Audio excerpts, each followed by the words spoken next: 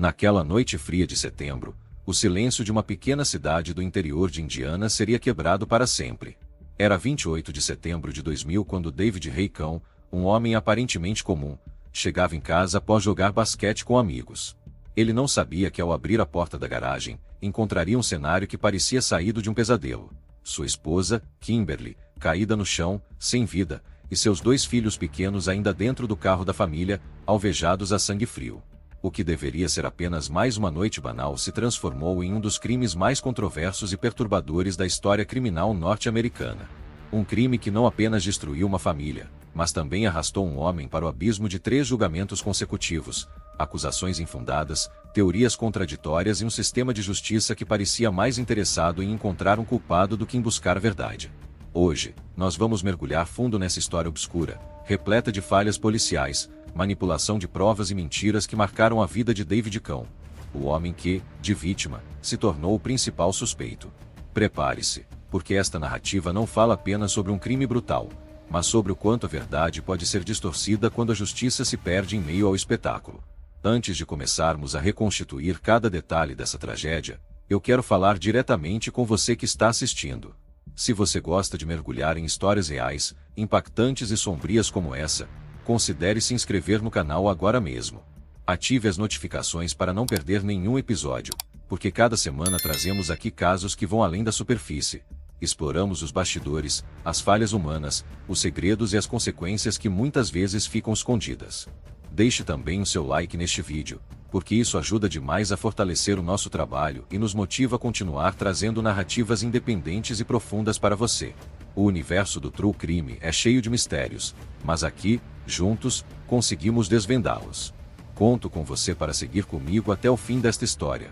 E acredite, você não vai querer parar no meio. Selberg, Indiana, uma cidade pacata, com pouco mais de 6.000 habitantes na época, onde todos pareciam se conhecer. Era um lugar seguro, um daqueles cantos dos Estados Unidos onde tragédias como essa simplesmente não aconteciam. Pelo menos, era o que todos acreditavam. A família convivia em uma casa simples, cercada por vizinhos tranquilos, e aparentava ter uma vida estável. David, ex-policial do estado, era visto como um homem sério, dedicado, ainda que rumores sobre infidelidades e problemas no casamento circulassem discretamente. Kimberly, sua esposa, era descrita como carismática e amorosa, mãe dedicada de 2 crianças. Bradley, de apenas 7 anos, e Jill, de 5. Era uma família que, do lado de fora, parecia comum, mas cujo destino seria marcado por uma tragédia que abalaria não apenas Selberg, mas todo o país. Na noite do crime, David jogava basquete com amigos de sua igreja, em uma quadra próxima. Era uma rotina comum, nada fora do normal. Por volta das 9h30, ele dirigiu até sua casa, estacionou na frente da garagem e foi recebido pelo silêncio. Não havia risadas das crianças, nem o calor de sua esposa. O que encontrou ao abrir a porta da garagem foi uma cena de horror: Kimberly caída no chão, com marcas de tiros, Bradley encolhido no banco traseiro como se tivesse tentado fugir de um agressor invisível, e Jill, ainda presa ao cinto de segurança, imóvel, com o rosto virado para o nada. 3 vidas apagadas de forma brutal. O instinto paterno fez David correr até os filhos. Ele acreditou, por um instante, que Bradley ainda estava vivo e tentou desesperadamente aplicar uma massagem cardíaca, movendo o corpo da esposa para alcançar a criança. Nesse processo, acabou se sujando com sangue e contaminando a cena do crime. Um detalhe que, mais tarde, se transformaria em uma das principais acusações contra ele. A polícia foi chamada, e em pouco tempo a residência estava cercada. O que deveria ter sido tratado como uma cena de crime delicada e preservada acabou se tornando um festival de erros. Um fotógrafo foi considerado especialista em respingos de sangue. Conclusões apressadas foram tiradas, e em questão de horas, David deixou de ser visto como vítima para ser tratado como suspeito número 1. A investigação, que deveria buscar pistas sobre um possível invasor, começou a se voltar contra ele. Afinal, quem melhor se encaixaria no papel de culpado, aos olhos da polícia, do que o próprio marido e pai? A tragédia de ter perdido sua família se transformava em um pesadelo ainda maior: o de ser acusado de assassiná-los. E é aqui que a história ganha contornos ainda mais sombrios. Porque as provas contra David, ao invés de surgirem de forma sólida e convincente, foram construídas sobre interpretações frágeis, testemunhos duvidosos e um emaranhado de contradições. Desde o telefonema feito da casa em um horário suspeito até a camisa manchada de sangue que ele vestia, cada detalhe parecia ser manipulado para apontar em sua direção. Mas havia um problema. Para cada prova apresentada pela acusação, surgia também uma inconsistência que desmontava a narrativa. A linha tênue entre justiça e injustiça começava a se desfazer diante dos olhos da comunidade. Enquanto a cidade de Selberg se via dividida entre apoiar o viúvo ou acusá-lo, o caso ganhava proporções cada vez maiores. A mídia local começou a noticiar o crime, e logo a tragédia ultrapassou as fronteiras de Indiana. David Cão, um homem que já havia servido como policial, agora estava sendo retratado como um monstro capaz de exterminar sua própria família. A pergunta que ecoava era: teria ele realmente cometido um crime tão cruel, ou estaria sendo vítima de um erro judicial que se arrastaria por mais de uma década? O que começou como um choque inicial estava prestes a se transformar em uma verdadeira saga de julgamentos, teorias contraditórias e revelações perturbadoras. Mas a primeira reviravolta ainda estava por vir. A cena do crime, que deveria ter sido cuidadosamente preservada, foi logo comprometida por uma sucessão de erros forenses. Um dos pontos mais graves foi a decisão de confiar em um fotógrafo, alguém sem formação técnica em perícia, para analisar respingos de sangue e elaborar hipóteses sobre o que teria acontecido.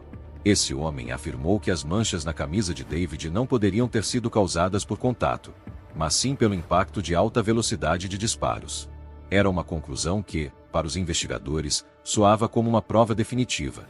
Se havia respingos de impacto, então David estava presente no momento dos tiros. O problema é que essa afirmação não possuía o peso científico necessário, e viria a ser duramente contestada no futuro.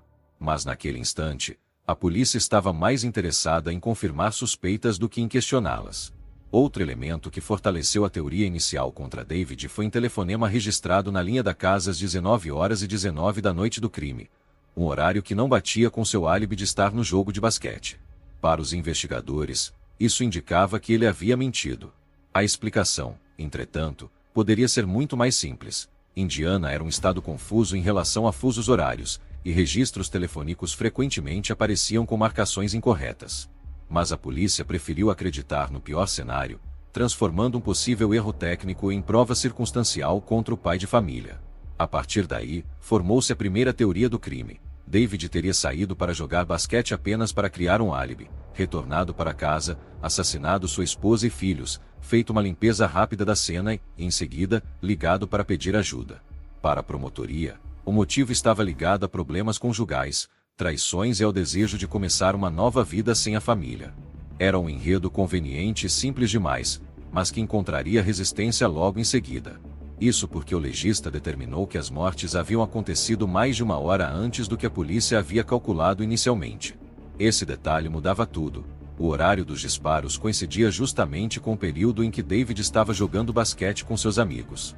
E não eram 2 ou 3 pessoas. Havia pelo menos 11 testemunhas que confirmavam sua presença constante no jogo. Todas elas declararam que David não saiu em momento algum.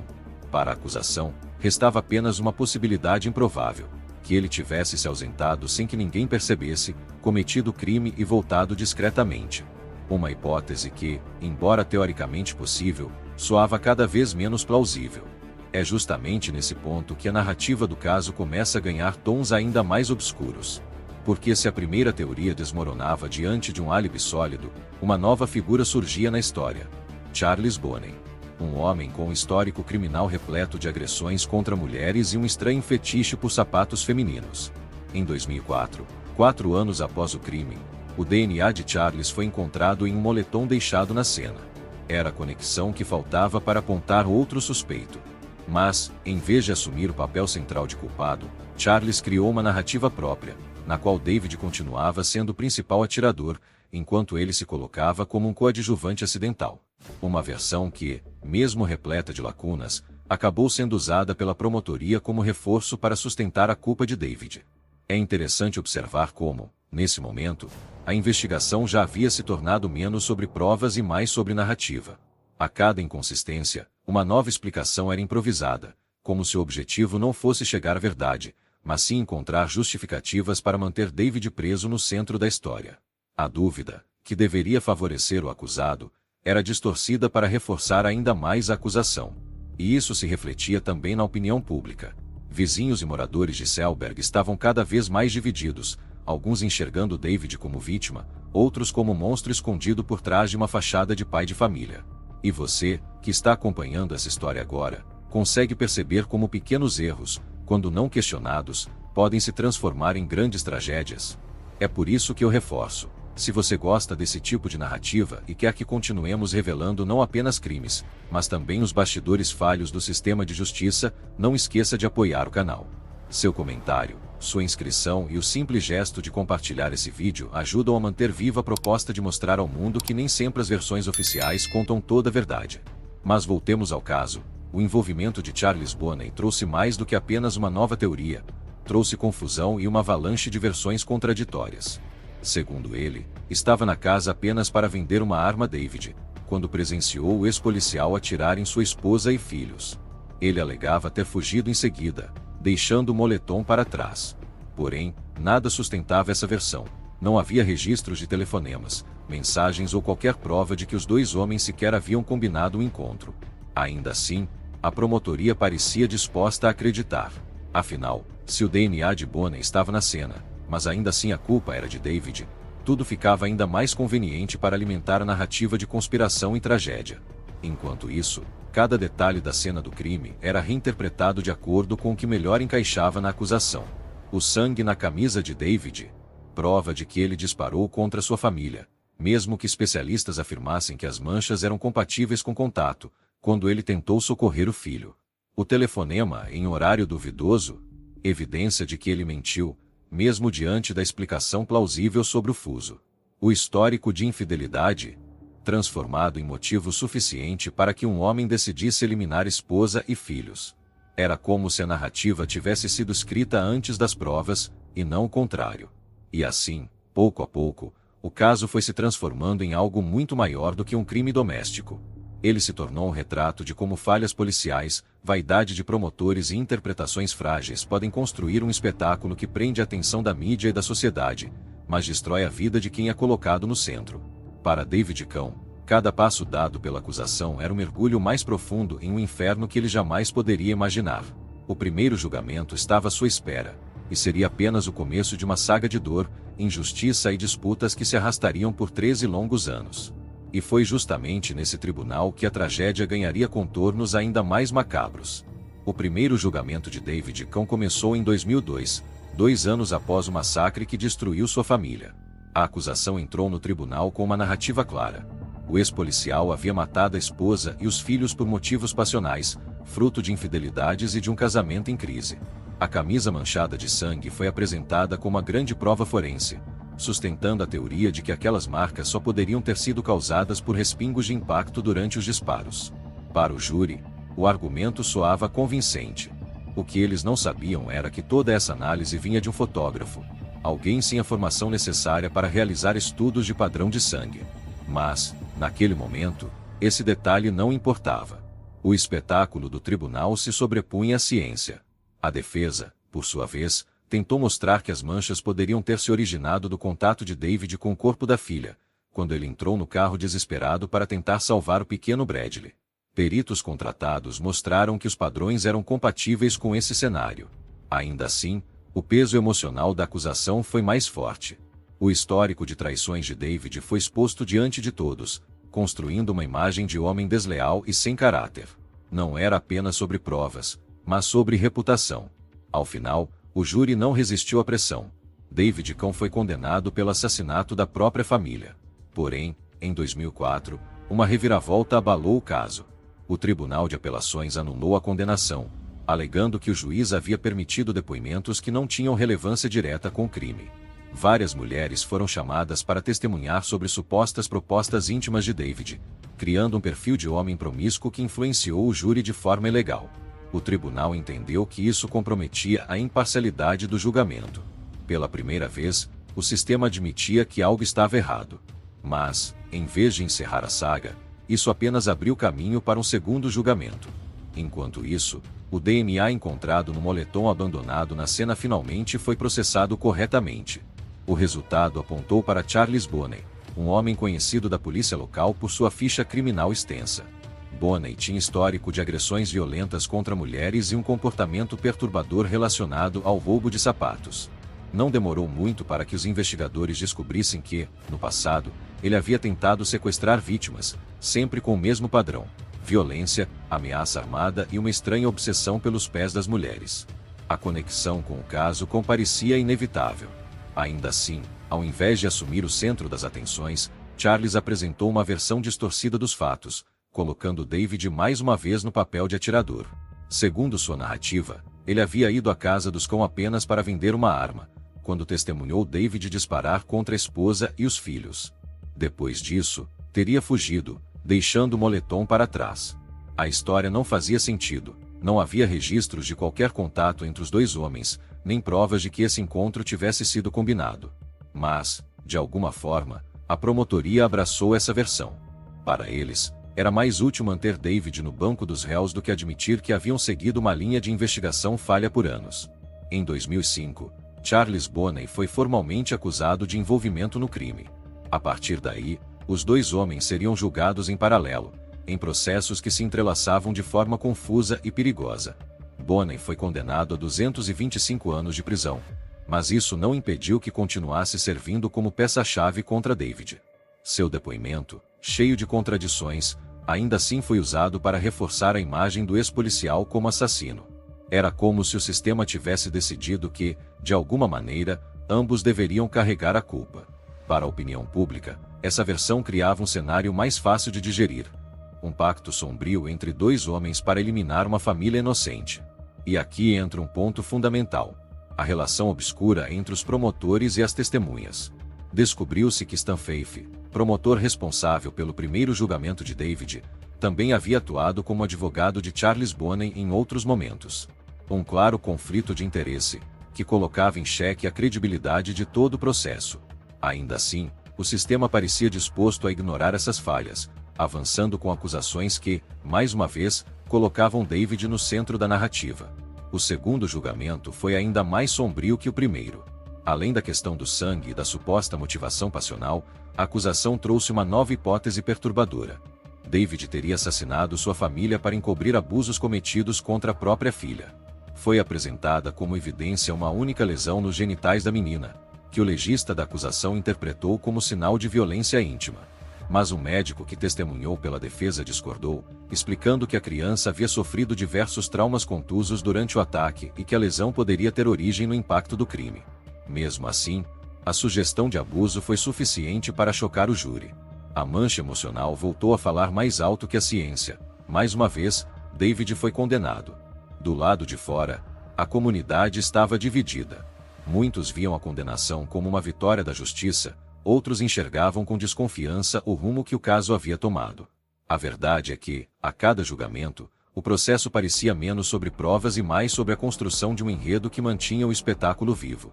A mídia explorava cada detalhe, transformando a tragédia em manchetes, enquanto a vida de David se dissolvia em meio a acusações e teorias cada vez mais improváveis. Ainda assim, a defesa não desistiu. Em 2009, a Suprema Corte de Indiana anulou mais uma vez a condenação, afirmando que as acusações de abuso não tinham fundamento sólido. Era a segunda vez que o sistema admitia erros graves. Mas, em vez de encerrar a saga, isso abriu caminho para um terceiro julgamento. 13 anos após o crime, a justiça ainda parecia indecisa sobre qual narrativa seguir. E no meio desse labirinto de teorias e contradições, uma pergunta continuava ecoando. Se as provas apontavam para Charles Bonney, por que o foco permanecia em David Cohn? O terceiro julgamento de David Cohn começou em janeiro de 2013, mais de uma década depois da noite em que sua vida desmoronou. A essa altura, a história já havia se transformado em um pesadelo interminável, marcado por acusações frágeis, viradas dramáticas e uma sensação crescente de que a justiça havia se perdido em meio ao espetáculo. O tribunal estava novamente lotado. Jornalistas enchiam as cadeiras e o público aguardava ansioso. Todos queriam ver se, finalmente, o caso chegaria ao fim. Dessa vez, a acusação decidiu apostar em uma nova motivação: dinheiro. Alegavam que David havia assassinado sua esposa e filhos para receber o valor das apólices de seguro de vida contratadas em nome de Kimberly. Era mais uma mudança de narrativa, que revelava o quanto a promotoria parecia disposta a experimentar qualquer argumento que pudesse convencer o júri. Primeiro, haviam dito que ele matou por infidelidade. Depois, que matou para esconder abusos. Agora, que matou por dinheiro. 3 julgamentos, 3 teorias diferentes, mas todas com o mesmo objetivo: culpar David. Enquanto isso, o papel de Charles Bonney ficava cada vez mais evidente. O DNA dele estava presente em diversos pontos da cena do crime: no moletom, nos sapatos de Kimberly, no carro e até mesmo nos corpos das vítimas. Havia também marcas de luta que indicavam confronto físico entre Bonney e a esposa de David. As provas biológicas deixavam claro que ele não era apenas um observador inocente. Ele esteve ativamente envolvido na violência daquela noite. Mas, em vez de assumir sua responsabilidade plena, Charles se apresentou como uma vítima das circunstâncias, insistindo que apenas presenciara David cometer os assassinatos. Uma versão que, diante das evidências, soava quase surreal. A defesa aproveitou a fragilidade dessa narrativa para desconstruir o processo. Mostrou como cada elemento usado nos julgamentos anteriores havia sido manipulado ou mal interpretado. A camisa ensanguentada, tratada como peça-chave de acusação, na verdade trazia manchas compatíveis com o socorro prestado por David ao filho. O telefonema suspeito às 19h19 podia ser explicado por erros nos registros da companhia telefônica, comuns em Indiana devido aos fusos horários diferentes. E as supostas provas de abuso contra a filha haviam sido completamente desmentidas por laudos médicos independentes. Restava apenas a insistência de que, de alguma forma, David havia participado do crime. Mas a cada argumento da acusação, surgia uma contradição difícil de ignorar. O clima no tribunal era tenso. Para cada testemunho da acusação, a defesa apresentava uma contraprova que desmontava a narrativa. Em determinado momento, a promotoria tentou sugerir que, mesmo que não tivesse puxado o gatilho, David poderia ter sido o mandante dos assassinatos, incentivando Bonney a matar sua família. Era uma manobra desesperada, que escancarava a dificuldade em sustentar a culpa de um homem cuja vida já havia sido marcada por 2 condenações injustas. Enquanto isso, a opinião pública estava dividida. Parte da comunidade de Selberg continuava convicta da culpa de David, alimentada por anos de manchetes sensacionalistas e especulações. Outra parte via nele uma vítima de um sistema falho, usado como bode expiatório para encobrir erros policiais e ambições políticas. Essa divisão refletia não apenas no público, mas também no júri, que se via diante de uma decisão que poderia mudar para sempre o destino de um homem que já havia passado 13 anos entre prisões, julgamentos e manchetes. No dia 24 de outubro de 2013, finalmente, o veredicto foi anunciado. Depois de 13 anos de acusações, 2 julgamentos anulados e incontáveis reviravoltas, David Cão foi considerado inocente de todas as acusações. O tribunal reconheceu que não havia provas suficientes para sustentá-lo como culpado, e que o peso das evidências biológicas apontava de forma clara para Charles Bonney como o verdadeiro autor do massacre. Para David, a decisão representava a libertação de um pesadelo.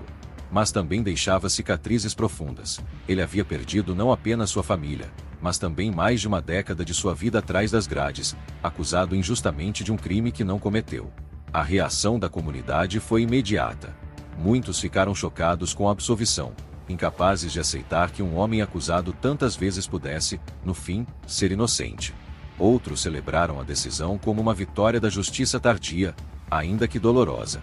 Para os advogados de defesa, o caso era um exemplo gritante de como erros forenses, má conduta de promotores e manipulação de narrativas podiam destruir vidas. Para David, restava a tentativa de reconstruir o que ainda era possível. Depois da absolvição, ele entrou com processos contra o estado de Indiana, exigindo indenizações milionárias pelos anos de prisão e pelo sofrimento causado. Também processou membros da polícia e promotores que, segundo ele, haviam manipulado provas e conduzido investigações de forma parcial. No entanto, esses processos enfrentaram resistência. O Estado se defendia alegando que havia causa provável para acusá-lo na época, e que os promotores apenas cumpriram seu dever. Após longas batalhas legais, David conseguiu um acordo financeiro, mas muito distante do valor que pedia. Para ele, nenhuma quantia seria suficiente para compensar os 13 anos de liberdade e dignidade arrancados. Enquanto isso, Charles Bonney permanecia preso, condenado a mais de 200 anos pelo massacre da família Cão. Até hoje, ele insiste em sua versão dos fatos, negando ser o autor dos assassinatos. Seu nome, porém, está para sempre associado ao rótulo de bandido dos sapatos, uma alcunha bizarra que revela não apenas seus crimes anteriores, mas também quão grotesca foi sua participação nesse caso. A história de David Cão ganhou repercussão internacional. Programas de televisão, documentários e livros foram produzidos sobre o caso, explorando não apenas o crime em si, mas também as falhas sistêmicas que permitiram que um inocente fosse condenado 2 vezes. Organizações como o Innocence Project passaram a citar seu exemplo como símbolo da importância de revisões judiciais e do perigo das condenações baseadas em interpretações frágeis de provas forenses. Para muitos especialistas, o caso representava um alerta. A justiça pode errar, e quando erra, as consequências são devastadoras. Ainda assim, mesmo absolvido, David jamais conseguiu se libertar completamente do estigma. Muitos vizinhos e conhecidos continuaram a acreditar em sua culpa, baseados mais em boatos e preconceitos do que em provas. Para essas pessoas, a absolvição não apagava as manchetes de anos anteriores, e a dúvida sempre permaneceria. Para David, esse foi talvez o maior fardo, viver em liberdade, mas ainda carregando o peso de um crime que jamais cometeu. No fim, o caso de David Cão não é apenas a história de um crime brutal, mas de como a busca por justiça pode se transformar em uma tragédia ainda maior quando o sistema falha. 13 anos de vida foram perdidos, uma família foi destruída, e até hoje o eco daquela noite em Selberg continua assombrando todos os que se lembram. Porque a pergunta que nunca deixará de ecoar é simples, mas perturbadora. Como a verdade pôde ser distorcida tantas vezes antes de finalmente ser revelada? E ainda restava uma última reflexão sombria sobre tudo isso. A absolvição de David Cão em 2013 marcou o fim de uma longa batalha judicial, mas não trouxe a paz que muitos esperavam. A justiça, mesmo quando finalmente corrige seus erros, não devolve o tempo perdido, não devolve os anos de liberdade arrancados nem cura cicatrizes de uma vida marcada pela dor. Para David, a vitória nos tribunais significou apenas a constatação de que 13 anos haviam sido sacrificados em nome de investigações falhas, egos inflados e uma sede insaciável por encontrar um culpado a qualquer custo. E o mais cruel é que, durante todo esse período, sua dor como pai e marido foi constantemente ignorada. Em vez de viver o luto por sua esposa Kimberly e por seus filhos Bradley e Jill, ele foi obrigado a se defender da acusação de ser o próprio assassino. O caso de David se tornou um símbolo de como o sistema de justiça pode falhar quando troca a busca pela verdade por uma narrativa conveniente. O telefone que registrou uma ligação em horário errado, a camisa manchada de sangue interpretada de forma tendenciosa, as testemunhas que falaram mais sobre a vida íntima do réu do que sobre os fatos da noite do crime. Cada detalhe revelava não apenas incompetência, mas uma insistência em construir uma história que servisse ao espetáculo. Não importava se as provas apontavam para Charles Bonney. Era mais fácil manter David como vilão. A verdade, porém, é implacável, e ela foi revelada pela ciência, pelo DNA encontrado no moletom, pelos vestígios nas roupas das vítimas, pelas marcas de luta que ligavam Bonney diretamente ao crime.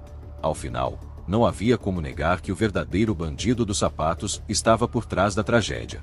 Ainda assim, mesmo diante das evidências, parte da comunidade de Selberg continuou acreditando na culpa de David.